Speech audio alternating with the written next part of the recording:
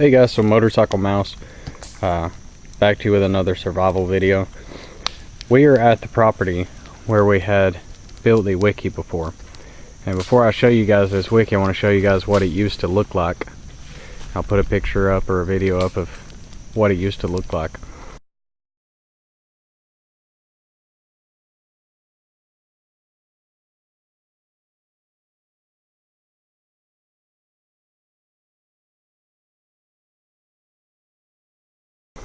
And I want to talk real quick about wikis. Wiki is a shelter that you would put up if you were going to be here a long time. It's not a quick survival shelter. A wiki is a shelter that if you put it up, you're going to be here a while. So it's not something you're going to slap together in a day. Now, they are maintenance shelters. Now, as you can see from around here, the fence that we built, we haven't been here in almost 2 months. We've been doing classes elsewhere. We haven't taken care of the wiki in almost 2 years.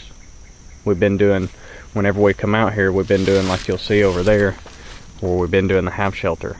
The reason we've been doing that, we've been kind of experimenting, is how long a wiki will stay together and stay structurally sound. Now, I'm about to show it to you, and it's going to look bad, but I'll show you. This is what it looks like now.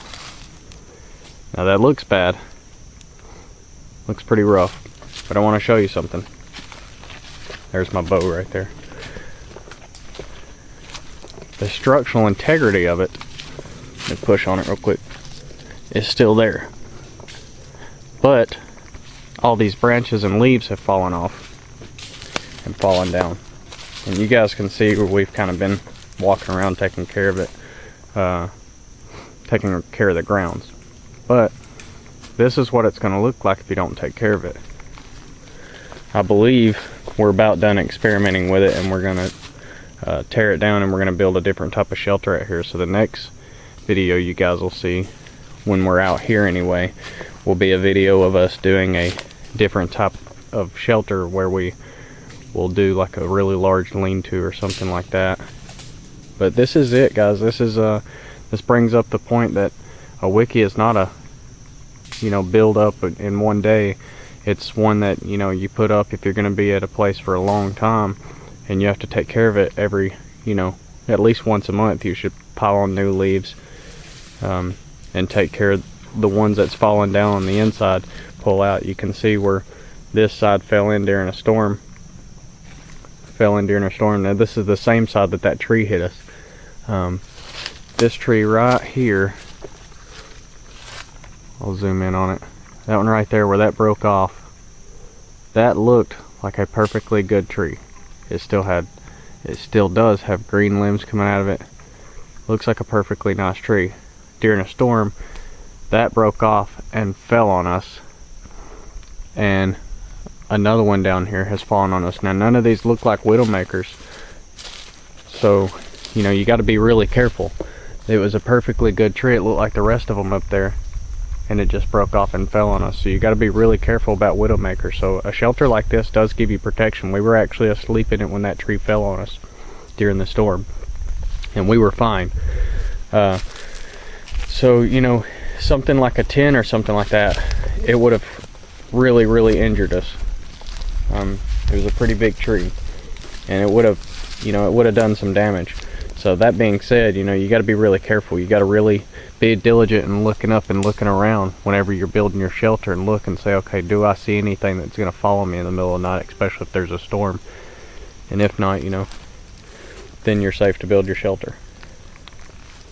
Alright guys. Hey guys, Motorcycle Mouse. Alright, a lot of people have wondered if I ever even actually use a lighter, and the answer is yes. When I do, I use the big lighters. They're really durable. They'll work right after being wet. You can pull them out.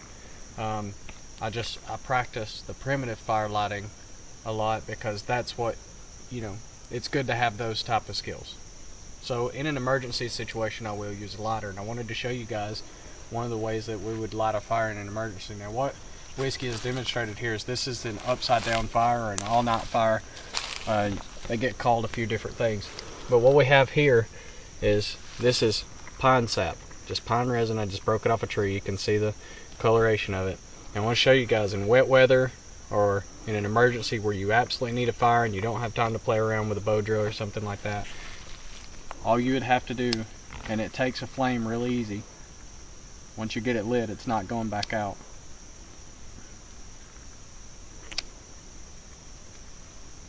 There we go. Now you'll see it doing that, and it'll make a black smoke because it's very rich in the resins.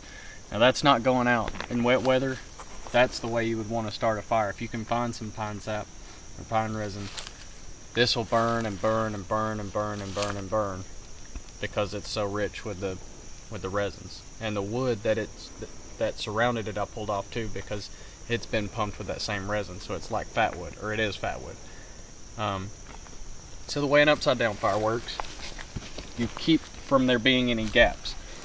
Where these big logs are, you can see where he's closed off so there aren't any gaps. So what'll happen is the coals, instead of falling all the way down through the bottom of the fire and lighting the fire from the bottom up and making this big huge fire, what's going to happen is you're going to have these coals slowly burn their way down all night. So if you had this a lot longer, a full-length body fire, this would be a fire that you could light before you go to bed and do minimal maintenance on it throughout the night. So that's a good way to stay warm throughout the night. And if you've ever tried to stay warm by a fire in the wintertime, a lot of people haven't actually tried that. They think that's a viable option, and it is, but it's a lot of work, and you're not going to get much sleep because you're constantly having to wake up because you're cold, stoke the fire back up, put some more things on it, try to get some more rest.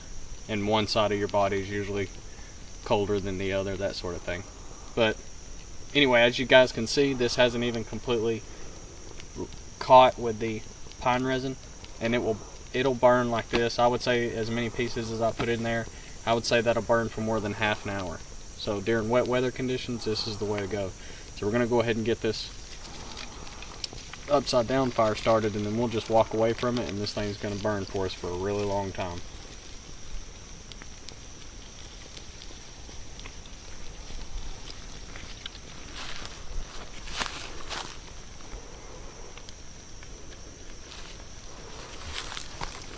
And you want to try and start the fire as close to the middle as you can, so it'll burn through the middle and everything will fall in, rather than it'll burn and then everything will fall to the outside. That's not what you want. If you're worried about that, you can put stakes on the side, stake into the ground to keep it from rolling out. We're not too concerned with it because we're going to be awake.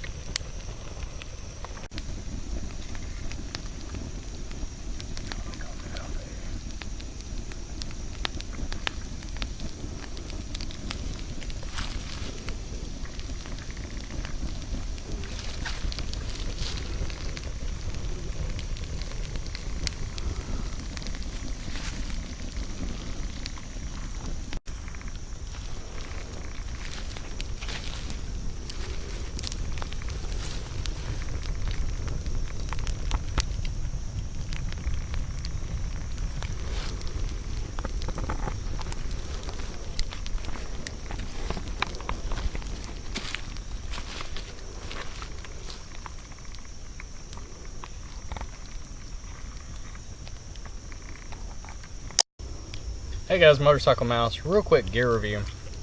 This right here is the Canteen cup. The lid comes separate. You see it's boiling water in there. This is the stainless steel Canteen cup that you can get from Wilderness Outfitters. And it also comes with a wide mouth stainless steel canteen, and it comes with the stove top that you turn over and you can put an alcohol stove or something like that in it. I'm really hard on my equipment. I beat it up, I use it a lot, and I can't say enough for this piece of equipment. Well worth the money, and I've had this for more than a year now. I actually have two. Of all the pieces of equipment that I use other than my knife, this is probably the piece of equipment that I use the most, and I've beat them up, and they're excellent pieces of equipment. It's stainless steel. I have this probably unhealthy paranoia of aluminum causing what is it, Alzheimer's? I think it's all timers, but I don't want that. And I've been told that you won't get that from cooking in aluminum. It's just aluminum powder, but I don't want it. I don't want anything to do with it. Stainless steel has a lot more durability, like it's a lot more durable than aluminum, but the heat transfer rate is a little bit less, but nowhere near as bad as titanium. Titanium's really expensive because it shaves off a few ounces, but it's horrible as far as the heat transfer. You'll burn your food in one spot and then the rest of it will be cold, so on and so forth. But stainless steel transfers it really evenly. But yeah, this is one of my favorite pieces of kit. I just wanted to do a quick video on that and how much, how much we use this thing. It's just a really durable piece of kit, and it's one of the pieces of kit that I really enjoy taking to the woods with me, because it's something I can beat up. It's just as good as my kukris and my knobs. It's probably the second most used thing in my pack. So, all right, guys, I just want to throw that out there. If you're looking to get a Canteen, I would say get the stainless steel Canteen from Wilderness Outfitters. It's probably when they first came out, they were $80, really expensive. Now they've dropped some $20, so it's something like $60. It's expensive. If you only go camping once a year, this is not the piece of equipment you want. But if you're like me and you come out to the woods very often and you're out here for days at a time, a piece of kit like this that costs a little more is well worth the money. So, alright guys, we'll be back to you in a moment. Hey guys, I just thought I'd show you this all-night fire. It's about an hour and a half after we lit it. It's burning real slow, nice and even. And it's basically going to stay this hot bed of coals for the rest of the night. If you need light or anything, it doesn't take much to just grab some sticks and toss on there, and that'll light up real fast. And it'll stay going for the most part of all night. You might have to mess with it a few times, but for the most part it's a non-maintenance fire. It's one of the least maintenance fires you can make. Yeah, we've had a couple pieces fall off here, but just coming around collecting them and putting them right back on the top. That's all we've done to it. Alright, we'll get back to you guys soon with another video.